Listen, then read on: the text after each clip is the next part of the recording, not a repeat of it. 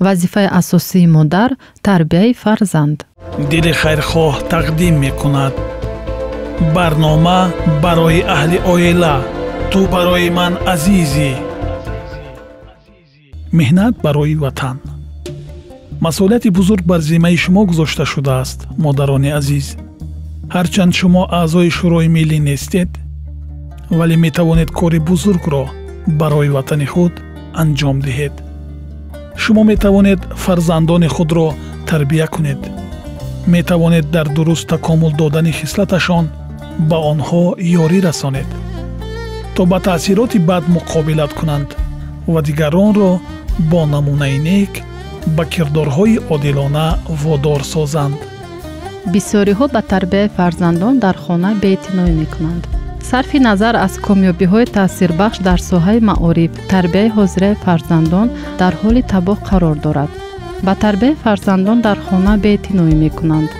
волидайн, бахусус модарон, вазифаи худро дарк намекунанд.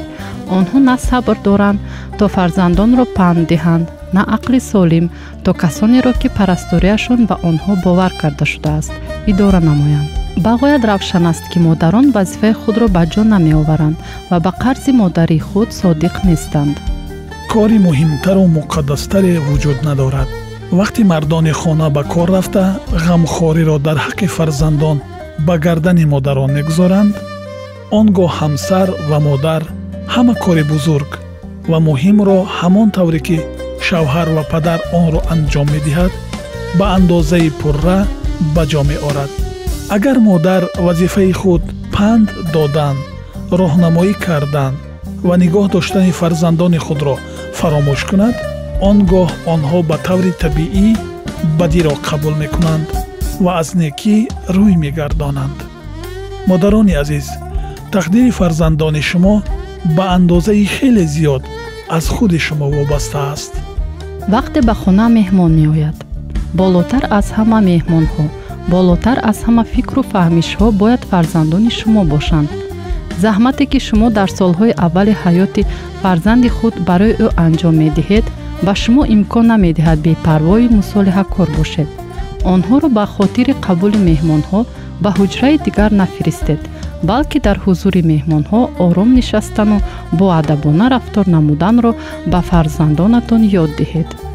модарон бояд намунаи некӯкорӣ ва шукру сипос бошанд. модарони азиз, нисбати ҳар лаҳзаи зиндагӣ эътибори махсус зоҳир намоед. ҳар лаҳза арзиши бебаҳо дорад. дар хотир нигоҳ доред ки фарзандони шумо ба воя мерасанд ва аз доираи нуфузу таъсири шумо берун шуда, таълиму таҳсил ва тарбияи хонагиро рад мекунанд. шумо метавонед барои онҳо намунаи некӯкорӣ, покию олиҳимматӣ гардед. майлу рағбатҳои худро бо майлу рағбатҳои онҳо тавъам созед. модар дар ҳузури шогирдони хурду мушоҳидакор бояд ба ҳар сухану рафтори худ бағоят бо диққат бошад. он сифатҳоеро ки ӯ дар фарзандони худ дидан мехоҳад, бояд пеш аз ҳама дар худ рушд диҳад. фарзандон ин оинаи модар мебошанд, ки ӯ метавонад дар он майлу рағбатҳо ва рафтору кирдори худро мушоҳида намояд. ӯ бояд барои худ хулоса барорад, ки натиҷа ва ҳадафи бузурги зиндагӣ дар чист. модарони азиз, тақдири фарзандони шумо ба андозаи хеле зиёд аз шумо вобаста аст. афзалияти модар ҷаҳонро бо таъсири худ баракат додан аст ва ӯ ин тавр амал намуда шодию нишодро дар қалби худ низ ҳукмрон мегардонад. аз ҳама корҳои ҳаётии модар қарзи ӯ нисбат ба фарзандон аз ҳама муқаддастарин аст.